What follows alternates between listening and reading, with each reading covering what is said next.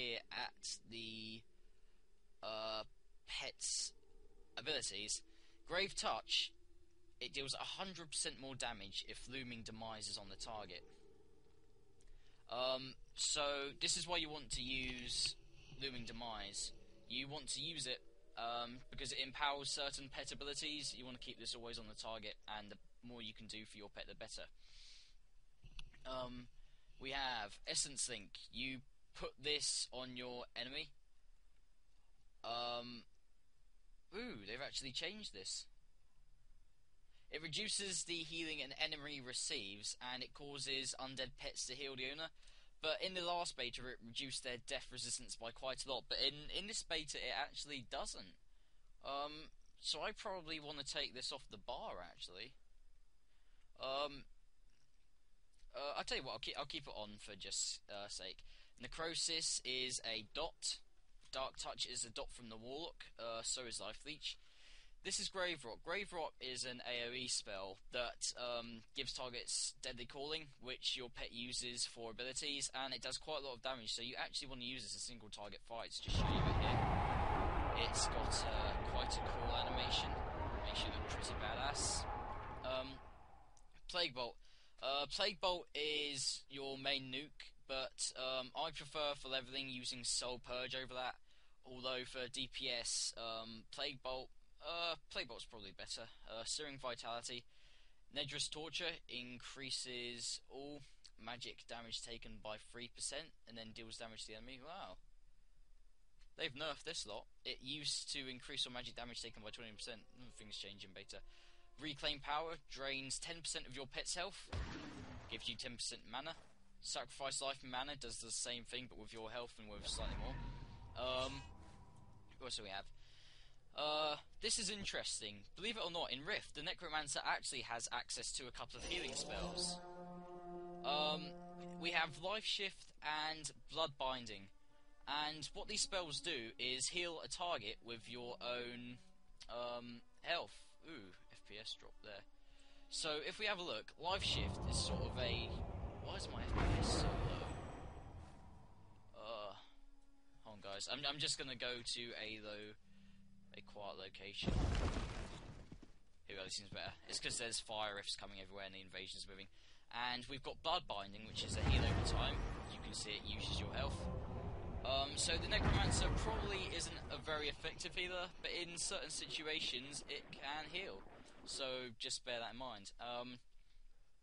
Now, in Rift, mages have a thing called Charge. You see this bar under my mana bar here? Well, this is Charge. The idea is that Charge builds up in combat, and then you use it on... Ooh, just got attacked by a mob. Tell you what, I'll just put that and that on it, and let my pet solo it, so I can get back. You see this blue bar has actually built up a little bit. Charge is just like a Death Knight's runic power, and you use it to use certain abilities. Sorry, this guy's annoying, just casting a few plague bolts at him. So if you see here, I've got access to Revivify, heals your pet, and also Soul Purge. But as you see, Charge drains very fast, and some mages make more use of Charge than others. I guess the main Necromancer use is probably empty the crypts. You summon 5 skeletal pets, and you use Charge to fuel this. And also another thing about Charge, when you're using an ability that consumes Charge, you can't generate Charge, which kind of sucks. But they might have changed it in the beta, I do not know. And last but not least, Feign Death. I'm going to show you this in action, and then I'm going to show you a bit of Necromancer combat. Okay, so let's go here. Let's pull a couple of mobs. I'll tell you what, this one might be on passive and follow, so it's not going to be doing any tanking. Just pull a little more than I can chew. Okay, about to die? No. Ooh, the heartbeat. Okay, you can see what happened there. Better run. Run. As soon as I used Feign Death, my pet that was summoned actually became desummoned. Better summon him quickly again. And I yeah, died and they left me alone. So this is a useful, nifty trick for the Necromancer. Now I'm going to show you the Necromancer in combat. Okay, to play like a Necromancer in combat, we have to think like a Necromancer. I bet this guy's probably thinking, yeah, let's dot up that enemy and drain his life force, then turn it into my own. I apologise for that. That is probably one of the worst impressions you will ever hear. And if that made you cringe, I am so sorry. You can complain. Yeah, just send a complaint on TGN's website. But anyway, enough talk. Let's see how the Necromancer looks like in combat. First of all, you've got to dart up your enemies. Pets should run in and start tanking momentarily. And as you can see, this is taking some time. Throw a Grave Rock, and then cast Soul Purge. And as you can see, once the mob is dotted up, they die relatively quickly. Let's try this with two mobs. I'll show you how the Necromancer's pet handles when multiple tanking mobs. Okay, so let's dot up both of these guys first of all. Oh wow, one's dead already. That was fast. And you can see here, Soul Purge is healing me for like 111 every time it ticks, and it ticks like every second or half a second. And I've only got 1,300 health, so this is very, very good. And yeah, this is good. Ooh, I forgot buffs here. The only buff you have as a Necromancer, if you spec into Warlock, is Dark Armor. It's just a Warlock talent, and Track Undead. No prizes for guessing what that does. And you also get Sacrifice Life Mana. Void Bolt from Warlock, but I use Plague Bolt. Plague Bolt's better because it gives enemies a charge of Deathly Calling. I'm just going to pull one more here, just to show you again what it's like. Watch the mob's health, and you can see here, you can see what abilities are doing what damage.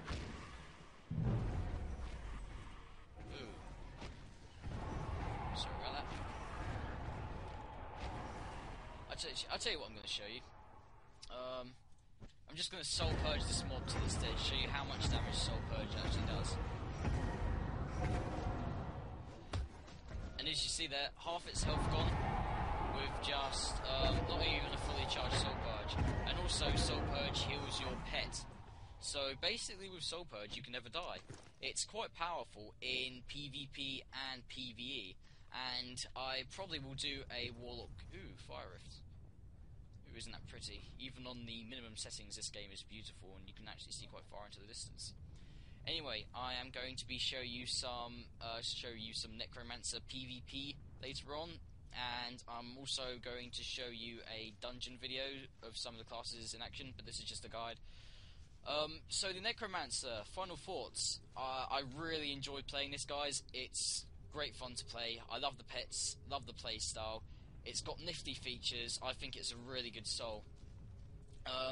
Compared to the other Mage souls I play, it kill stuff slower. You have to bear in mind that it's not going to be all the pow of a Pyromancer or the zzz of a Stormcaller. It's going to be the more bing. The way to think of Necromancers is sort of like an artillery sitting in the back of your army. The longer you leave it, the more dangerous it's going to get. The more accurate it's going to get. The more it's going to be able to shell you.